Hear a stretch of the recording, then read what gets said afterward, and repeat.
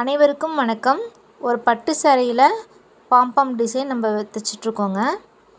இந்த டிசைனுக்கு வந்து பாம்பாம் டிசைன் வச்சு அது மேலே வந்து நமக்கு ஒரு கிளாத் வச்சு நம்ம ஃபினிஷ் பண்ணுவோம். அப்படி இல்லை அப்படின்னா ஒரு லைனிங் கிளாத் வச்சு அப்படியே அடித்து திருப்புவோம். இது எப்படின்னா பாம்பாம் டிசைனுக்கு நடுவில் நமக்கு வந்து பைப்பிங் வச்சுருக்கோங்க. த்ரெட் பைப்பிங் கிராஸ் பீஸில் த்ரெட் பைப்பிங் வச்சு நம்ம பாம்பாம் டிசைனுக்கு வைக்கிறதுக்கு முன்னாடியே நம்ம வந்து பைப்பிங் அடிச்சிடுறோம். அடித்ததுக்கப்புறமா இந்த பாம்பாம் டிசைனை வந்து நம்ம அது மேலே வச்சு ஒரு ஸ்டிச் போட்டுட்டுங்க. அதுக்கு மேலே நம்ம ஒரு கிராஸ் கட்டிங் ஒரு 1.25 இன்ச்சில் ஒரு கிராஸ் பீஸ் வெட்டி இதை இது போல் இது மேலே வச்சு தைக்கணுங்க. இதுக்கு வந்து சிங்கிள் ஃபுட்டு தான் நான் போட்டிருக்கேன். இது வந்து பொறுமையாக தைக்கணுங்க. அந்த இடத்துல வந்து அந்த பால்ஸ் வச்சுருக்கோம் இல்லைங்களா, அந்த பால்ஸில் ஏறாமல் இருக்கிறதுக்கு தான் இந்த சிங்கிள் ஃபுட் போட்டிருக்குறோம். கையை மட்டும் நீங்கள் பார்த்து வச்சுக்கோங்க. ஏன்னா அது சிங்கிள் ஃபுட் அப்படிங்கிறனால விரலை வந்து தூக்கக்கூடாது. விரலை வந்து துணியில் கீழே படித்த மாதிரி வச்சுக்கோங்க. அந்த கை பக்கத்தில் போகும்போது விரலை மட்டும் நீங்கள் தூக்கிடாமல் தைச்சிங்கனாலே ஜாக்கிரதையாக தைச்சிக்கலாங்க. இந்த சிங்கிள் ஃபுட் போட்டு இந்த கிராஸ் பீஸை நம்ம இது மேலே அப்படியே அடிச்சுக்கிட்டே வரணும். நம்ம ஸ்லீவில் வந்து ஃபஸ்ட்டு த்ரெட் பைப்பிங் வச்சுருக்குறோம். கத்திரிப்பூ கலரில் இந்த சேலையில் வந்து கத்திரிப்பூ கலரில் முந்தி டிசைன் இருக்குங்க. இது வந்து ஒரு க்ரீன் கலர் பட்டு சாரி. முந்தி மட்டும் கத்திரிப்பூ கலரில் இருக்குது, டார்க் கத்திரிப்பூ கலர். அந்த கத்திரிப்பூ கலரில் வந்து நம்ம ஒரு கிளாத் எடுத்து அது பைப்பிங்க்கு யூஸ் பண்ணியிருக்கோம். த்ரெட் பைப்பிங் வைக்கிறது வந்து நம்ம த்ரெட் பைப்பிங்கை வந்து கிராஸ் கட்டிங்குள்ளே வச்சு கிராஸ் பீஸ்க்குள்ளே வச்சு நம்ம த்ரெட் பைப்பிங் சிங்கிள் ஃபுட் போட்டு நம்ம ஸ்டிச் பண்ணிட்டோம்.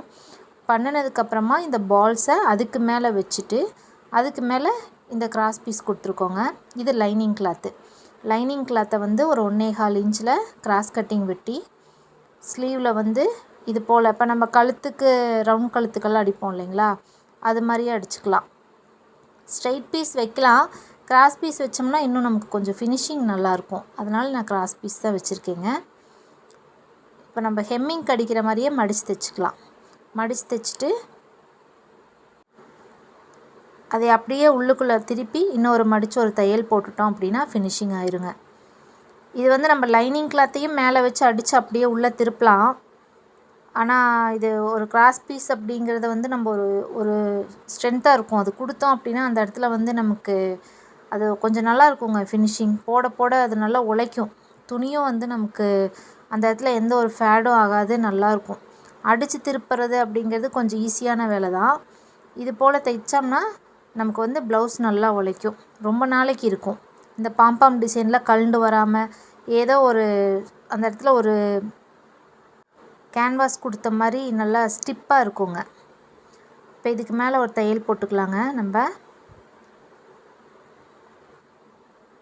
தையல் போட்டதுக்கப்புறமா பார்த்திங்கன்னா இந்த மாதிரி ஃபினிஷிங்காக இருக்குங்க. கழுத்துக்கும் நம்ம இது மாதிரி பைப்பிங் வச்சு ஃபினிஷ் பண்ணியிருக்கோம். இந்த பாம்பாம் டிசைன் வந்து ரெடிமேடாகவும் கிடைக்கிதுங்க. ரெடிமேடாக பால்ஸில் வந்து கலர் கலராக அழகழகாக விற்கிது. அது வாங்கிட்டு வந்து நம்ம கிளாத்தில் வச்சு சுற்றிக்கலாம். ரொம்ப லேஸாக இருக்கிற கிளாத்தில் வந்து நம்ம உள்ளுக்குள்ளே என்ன பால்ஸ் வச்சு சுற்றினாலும் வெளியில் தெரியுங்க. நான் வந்து இதுக்கு வந்து ரெடிமேடாலாம் வாங்க மாட்டேன். கிளாத்தை வந்து இப்போ இந்த ட்ரெஸ்ஸோட கிளாத் இந்த ப்ளவுஸோட கிளாத்லேயே குட்டி குட்டியாக கிளாத்தையே வந்து சின்ன சின்னதாக வெட்டி அதை ஒரு சின்ன பால் மாதிரி உருட்டி அதை வந்து ஒரு 2 இன்ச்சுக்கு 2 இன்ச்சு அகலம் 2 இன்ச் உயரம் 2 இன்ச்சில் சதுரமாக ஒரு கிளாத்தை வெட்டிடுவேங்க.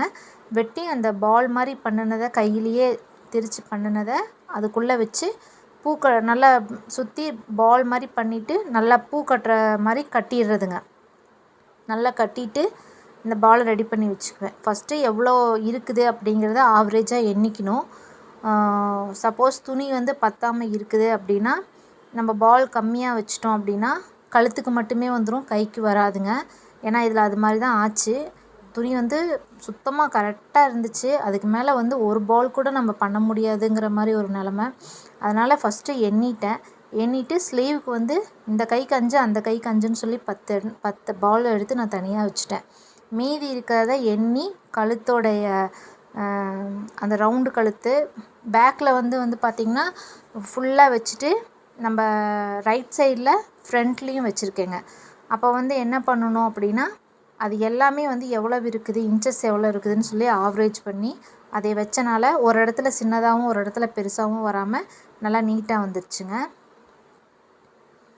பாருங்கள் இப்போ ஃபினிஷிங் எப்படி இருக்குன்னு.